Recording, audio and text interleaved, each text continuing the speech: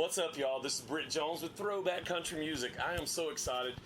As you know, and following the show, we are at June Jam 2024 with the iconic Alabama, and sitting to my left is another icon, 90s legend, and Grand Ole Opry member, Mark Wills. Mark, thank you for hanging out with me. All right, man. I was telling one of the artists a while ago that my passion and my heart behind my show is I love 80s and 90s country, and I love just honoring those artists. I don't want people to ever forget about them. And oh, me too, man. I mean, that's the music I still listen to this day. You know? Yeah, me too. If I'm in the bus, Yeah. and and it's time to get ready for the show, I've got my country music playlist, and it ranges from everything from Alabama, Vern Gosdin, I mean, we could. Whitley, Conway, Merle, Jones. I mean, all of what I consider to be that great era of country music. No a doubt. lot of Kenny Rogers on there. Yes. I mean, that's just the stuff that I grew up listening to, and it's the stuff that I still love. And that's why I think when Randy and the guys reached out to us about the June Jam, June Jam was in, if you know your country music history, and you know that this festival back in '82 predates any of the Country Thunders, any of the big mega concerts that were out there. This was it. This was kind of the one that started. they did all for of like that. 20 years. They did. In a row, Well, didn't they did. I think they did 16 of 16, them. okay. And then they disbanded it in '95 or stopped doing it after '95. Right. And then they started it back last year. And so I had never got the opportunity to play it.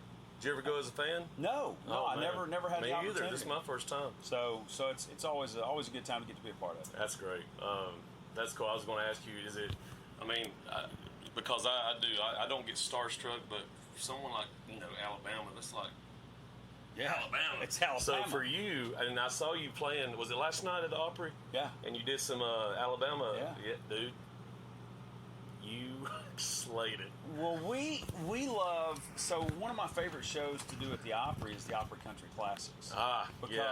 Because it's not going out and singing your music, it's going out and singing the songs that I feel, kind of, and the way we sort of tell the story is the songs that brought you to that stage. Yes. So, to go on there and sing some Whitley, or to go on there and sing, some, you could go on and on and on about, the music we love. But we had never got to play Alabama on there, and last night was the first night? Last night was the first time we'd ever played it on the sick. Opry. Yeah. And so it's kind of like we're leaving, here to go down to Fort Payne and play the June Jam.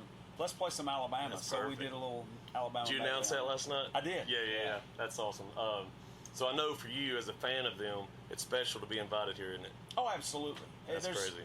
I think that anytime that there's new acts come along, you can be a fan. Mm-hmm. You can like the music. You can like who they are as people. Yeah. All that kind of stuff. Yeah. But there's never a substitute.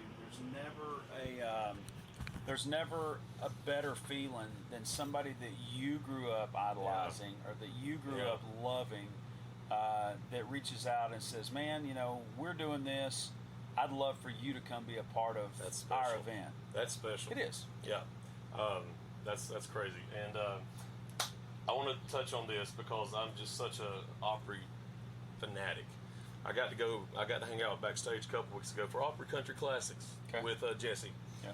And I get cold chills walking to. I'll go in each one of those dressing rooms if they're empty. Just look on the wall. You know. Do you still get the chills? Because when you go through the Opry, because I know it was a big deal for you to get inducted. I thought that was for any time that I get to walk in the Opry, I always try to remember not so much what's coming ahead of us, but what's behind us.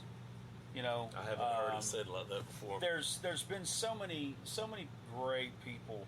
The Opry House that we're in right now opened in 1974. So I was 7 months old when that building opened, and I'm 50 now. You're so young. Well, my body does not tell me that I'm young. My body's like, you're an old man, especially in the musician world, man. After traveling for the last 28, 29 years. With your first single?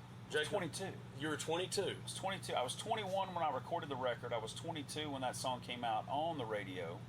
And and so that's crazy. Yeah, so I've been doing this for a long time, but back to the Opry thing. Yeah, for me, I always try to remember, the photos, those great Les Leverett pictures, the Chris Holo pictures, all the people that have they've documented stuff at the Opry House. Anytime that I get the opportunity to walk in there, I always try to be very reverent to what come before us. Man, that's why you remember.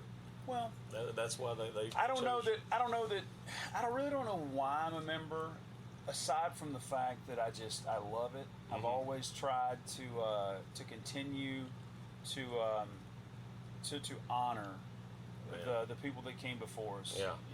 Because I know that there will come a day. I'm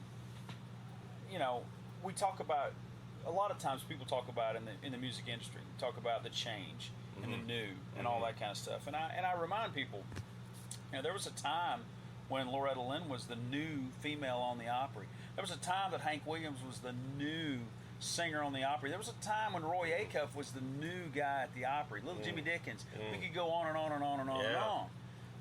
So there's always been that time when somebody new came in, and from where we stand, where we are right now, we look back and that's our history, and that's the stuff. And so we're kind of creating that history right now for that next generation and that generation after that comes along. So it's up to us to sort of continue that tradition for the generations that come along. The way you just explain that's so. I've never heard it explained like that before. Well, I couldn't do it again, so don't ask me to repeat it because I don't have any idea what I just said. But it is the way I feel. Man, that's awesome. Anyway, I love talking about the Opry. I could go on all day. Actually, next week I'll be there with Lori for her 40th anniversary next Saturday night. So I'm excited about that. Friends Club party. Yeah. You're going to be there the 7th? 7th, yeah. 7th. June 7th. Did you do that last year? We've tried to do that every year. Okay. So CMA Fest is something that for me was a very special time in my career. Yeah. When I started out, I always loved the traditions of country music. I loved it when it was at the fairgrounds. So you were you were performing at the fairgrounds. Yeah, I go back to how it originally started over at the fairgrounds when you were in the pig barn doing the autographs and it was all hot. That kind of stuff. Well, sometimes it was hot. Sometimes they actually had the air conditioner working. So it was just it was kind of a roll of the dice. I love hearing that. But yeah, man, I love that. I love being able to play CMA Fest. There are some really good changes that they've made with it being downtown. Yeah. But I'm a traditionalist. Yeah. I like the kind of the old days of it. I wish, because that documentary on Hulu. we're gonna watch that before we go up there. Sawyer goes to, is it SAE, that sound school? He's going to be an audio engineer, so he it's his first CMA Fest. So we're gonna try to watch that documentary to get the whole feel for it. And the history of CMA Fest. That it spawned out of being something that.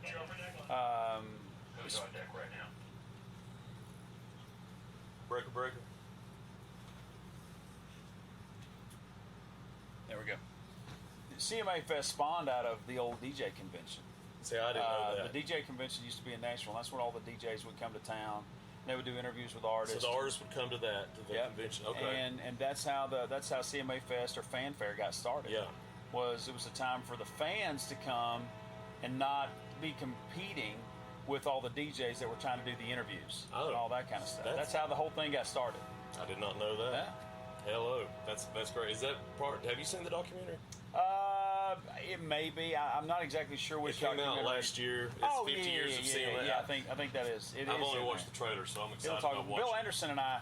Bill Anderson was one of the ones that was kind of in the beginning stages of getting it started. Oh man! And the gentleman, Whispering Bill. I'm going brain dead right now, but he was the gentleman that used to run the Opry back in the 70s, 80s. Well, I know who you're talking about. The building's named after him, and I, for whatever reason, can't come up with his name right now. But we'll look it up. Yeah, but they're the ones that basically started CMA Fest. I love it. I'll learn about it next week watching it. Mark, thank you so much for hanging out with us. Well, I think you. we're wrapping up. Can't wait to watch you. It's gonna be a good time. I saw you about 20 years ago with Terry Clark at Hiawassee. So Oh, yeah. my first time, yeah. And you did Dixieland Delight that night. I won't do it today. Oh yeah, I bet. I'll leave that. I'll leave that to Alabama today. You know. Oh well, thank you so much, Thank and you. we'll get together and do a good exclusive interview one day. Perfect. So Sounds that'll be good. awesome. Thank y'all so much.